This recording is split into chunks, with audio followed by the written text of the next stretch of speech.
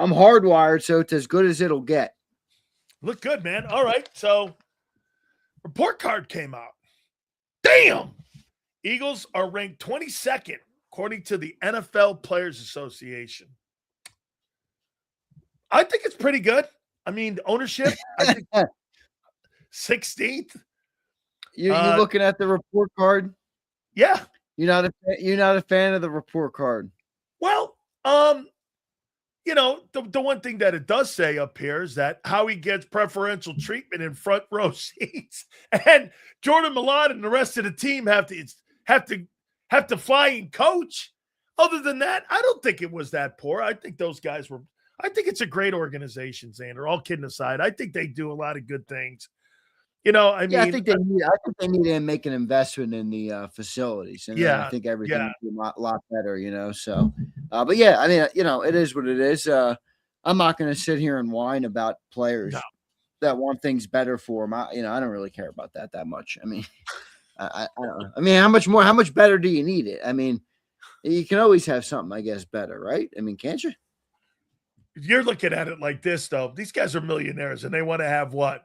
Filet mignon? No, I don't care about that. No, I don't care about that. It's just like, what was the one? It's like family treatment of families or something. Yeah. This one here. What does that mean? They don't give enough tickets to the family so they can bring all their girls and their boys and their girlfriends and their boyfriends and their friends and their relatives and their cousins. I mean, no, it says this. Eagles are one of 3 teams that do not provide daycare during home games. They do provide a family room during home games. Is that what it is? It's daycare? It's daycare. Oh, okay. I didn't know that. When mom has to bring the kids to the game. Yeah, right. You think this shit's getting... Yeah, I do. I do. I mean, I don't know. I mean, all right. Well, let me give you something. I don't even get the grade for the coaches. It's like, how do you grade Nick Sirianni an A and he comes up 18th in the NFL? So every sounds like every player in the league said they like their coach. Of course they do. They work in the building with the guy. How about the fact they like Kevin Patullo to a C+? B. That was all right. Okay, well then. Sun's in my face, huh? But what about Sean Mannion? So wait, how can you tell whether you like Sean? Do you think they're going to like Sean Mannion more? I don't know. I think Sean Mannion's the biggest shot they've taken yet. I mean, this guy's never called a play a day in his life. Forget, it's not just NFL calling plays. Like, this guy hasn't called a play at any level of his life. Now, apparently, Ed Kratz told us a story. He was charting plays early in his career, and his dad told him that it was a sign. But who knows what that means. But we'll see. I know you're going to kill him for the report card no matter what they say about Sean Mannion. No, that's just, I don't know who the hell the guy is. The guy's Casper the Ghost as far as I'm concerned. I mean, I want to see what he does, and it'd be unfair to me to say that this guy doesn't turn out to be the next Sean McVay. But at least Sean McVay was an offensive coordinator in Washington before he got the Rams job. So I don't know. We'll see here. Now, I want to read you something here. This is going to wet your whistle. So, according to Jeff McClain, quote, the Eagles are assessing A.J. Brown's trade market. Just don't expect Howie to give him away. And he goes into writing that they've been fielding questions and they've been taking conversation. This is quite a switch from a year ago, isn't it?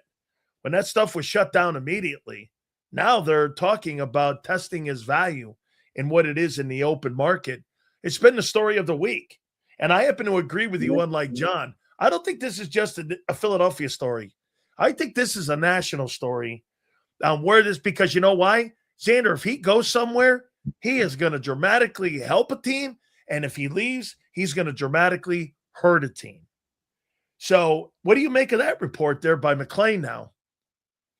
Well, I think it's what they've been. It's consistent with what I've heard, this week, is that they're looking to get the value. The question is, what is that value?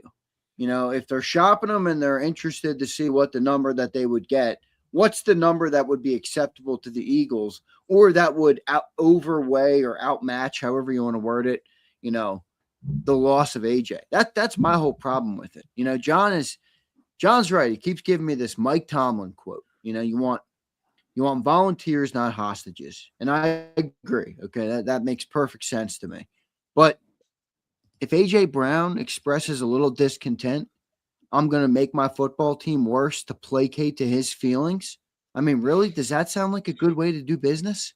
That sounds like an awful way to do business to me. It's a lose-lose on both. Right. Let me trade a guy and get a bad return back. Let me eat a bunch of dead money and a bad cap hit because AJ's upset. Let me get worse on the football field because AJ's upset. Let me lessen my chances at being a Super Bowl contender because AJ's upset. Let me make it harder on my quarterback and my offensive coordinator to get the new offense going with a worse receiver out there because AJ's upset. I mean, what? Really? Is that important? I'd rather say, AJ, shut the fuck up. Now, maybe that creates a problem. But my question is that problem bigger than the problem I just listed? I mean, I'll take the latter all day long. Agreed. So agreed. Okay. AJ Brown not being on the Birds and not being in the offensive huddle, does that help or hurt Jalen Hurts?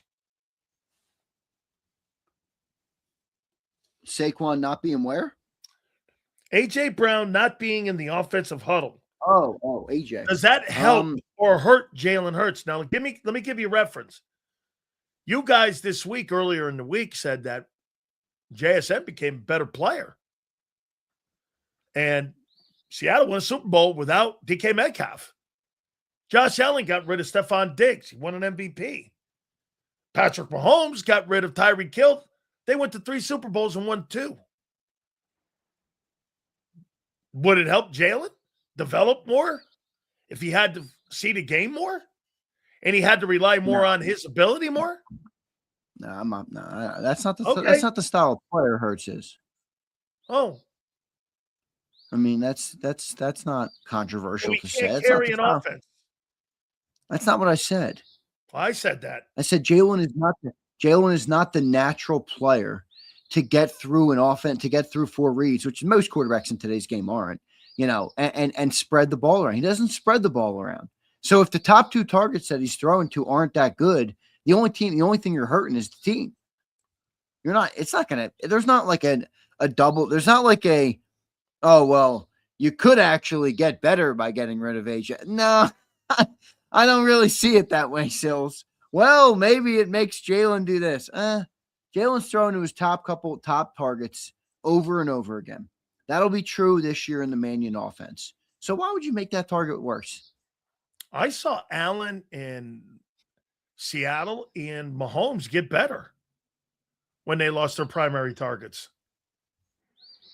Yeah, but I saw them get better. I saw them get better as players. They're different styles of quarterbacks. Okay. All right. So, meaning what? That Jalen is what? More reliant on what? Having players in the huddle around Jalen just doesn't. He's not a throw the ball to 5 guys type of receiver or quarterback. Okay. That's okay. Wait, I don't care because we've won at such a high level. But wait, that's the offense they want now. They want to spread it around. No, I'm confused. I'm confused. You're guessing that. I'm confused on what they want to do then. Well, me too. Welcome to the club. Okay. The water is fine over here. No, Who I knows get what it. They want to do. But I don't. My whole point is, I don't think you just. Jalen is Jalen. Build around Jalen.